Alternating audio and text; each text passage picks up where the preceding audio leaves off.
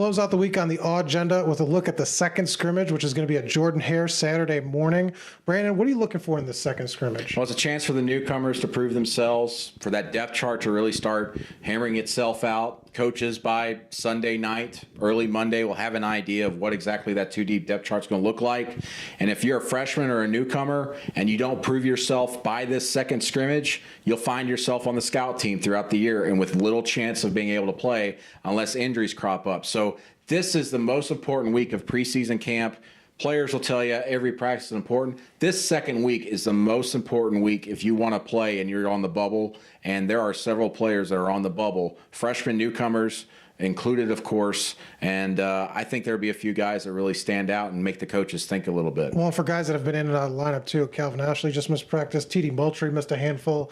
Those guys especially, where they're going to be, there's going to be some pressure on them. They want to kind of avoid that red shirt to be able to do that. My key is sort of not the on the field stuff, but off the field. When Gus walks into that media room at Jordan-Hare, what's his mood like? Is he going to massage the offense a little bit? Because I guarantee, I know they say they don't read anything, especially what Brandon writes.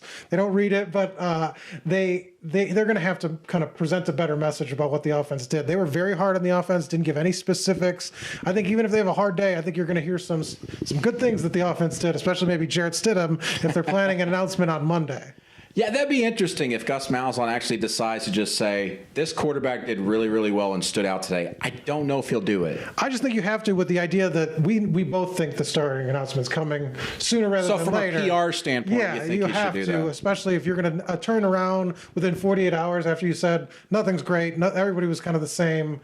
Then to say, well, Jarrett Stidham was actually. But they could change their story as they do. And absolutely, it doesn't matter. But we knew all along, but we wanted to give saying, Sean White a chance after watching all the film, putting everything together. If we wake up Sunday morning to a tweet that Jarrett's the starter after being told Saturday nothing changed, it just seems. There was no doubt who was going to lead our team. That's right, exactly. Sean White's a good guy, but Jarrett Stidham was a man. Bonus round, newcomers. We've talked about a lot of them throughout this preseason camp. What do you think has a chance to make a real impact or has a chance to start? I'll cheat on one. He's not a newcomer, but a guy that's really going to step up, I think, this season is KJ Britt, linebacker. He's so fast, so powerful. I think he's going to make an impact this season as a backup in the defense, but also on special teams. He has an opportunity to really chase down some guys, lay some big hits. Those type of big hits on kickoff returns and punts that really lights up your own crowd, lights up your team. He's so good. I think the future is bright for him after this core of 3 or 4 linebackers leaves campus. And then, of course, on the other side of the ball, I'm looking at Noah Iggy. I can't say his last name. You're going to have to learn his name. I know. I'm going to have to. But everybody calls him Iggy. Gus Malzahn even calls him Iggy because he can't say his name. But this kid has been impressing since about the 3rd day of preseason camp. Even the receivers who say everybody's doing great, they actually say his name, say he's been doing very well. If he has a good scrimmage on Saturday, he's a guy that will be in the rotation. And another guy that could special teams. He's been working at kick return, and he's got that kind of game-breaking speed that they love.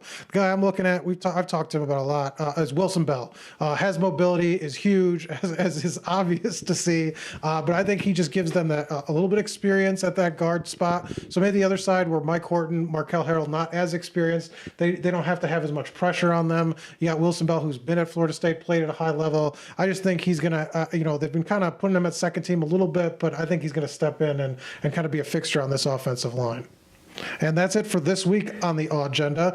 Check auburnundercover.com for Saturday, all your scrimmage needs.